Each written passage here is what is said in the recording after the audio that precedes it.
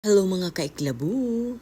Ito na nga yung ating banana cake tapos nilagyan ko nga pala ito ng dragon fruits. Nakakain ka na ba ng ganito? At kung hindi pa, tara at panoorin mo na.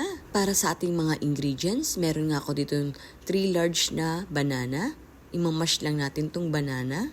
Piliin nyo yung overripe na banana. Ito naman yung ating dragon fruits. Imamash din natin to katulad ng banana. Kapag nga na-mash na natin yung ating dragon fruit, pagsasamahin na natin yung ating banana at yung ating dragon fruits. Tapos is-set aside lang muna natin to sandali. Para naman sa iba pang nating mga ingredients, meron nga tayo ditong 5 extra large na eggs, 1 cup na brown sugar. Tapos halo-haluin lang natin to ng maayos hanggang sa matunaw yung ating sugar dito. Next naman na ilalagay natin yung ating 1 cup na Greek yogurt. At kung wala naman kayong yogurt, pwede na yung all-purpose cream. Next naman na ilalagay natin yung ating 1 cup na condensed milk. At sunod naman na ilalagay natin yung ating vanilla extra. Maglalagay rin tayo dito ng 1 cup na vegetable oil. Halu-haluin muna natin to. Tapos sunod naman na ilalagay natin yung ating 1/4 teaspoon na salt. Pagkatapos nga natin to mahalo, tsaka naman natin ilalagay yung ating banana tsaka yung ating dragon fruit na mash. At pagkatapos ka ng mga wet ingredients, dry ingredients naman, maglalagay tayo dito ng 4 cups na all-purpose flour, 2 teaspoon na baking soda, at 1 tablespoon na cinnamon powder.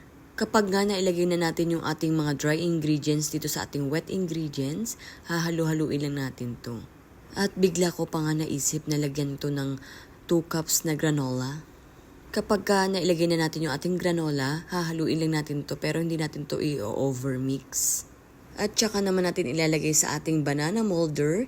Yung size ng aking banana molder dito is 3x6. Para naman sa toppings, naglagay ako dito ng almond slice. Pagdating naman sa pag-bake, i-bake lang natin to na 170 degrees Celsius. Tapos mga 30 to 35 minutes yung ating pag-bake dito. At kapag na-notice ninyo na hindi pa masyadong luto, ibalik lang ninyo sa oven to. I-test niyo na rin ng toothpick para malaman nyo kung luto na. Para ang ganda ng combination ng banana at saka ng dragon fruits. Ang cute niyang tignan, di ba? Parang masarap pa. At in-slice ko na nga yung ating banana with dragon fruit cake. Para na rin matest natin kung masarap pa talaga. Yung lasa ng ating banana with dragon fruit cake, parang sakto lang yung tamis niya. At perfect na perfect nga to pang merienda. At tignan nyo naman, sobrang lambot at moist na moist yung ating banana with dragon fruits. At kung nagustuhan mo nga yung aking video, paki-like and share naman. Or baka hindi ka pa nakapalo sa akin, ipalo mo na rin ako para like kang updated sa mga ginagawa kong videos. Salamat po sa panonood.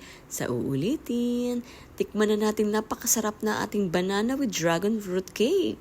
Yum yum!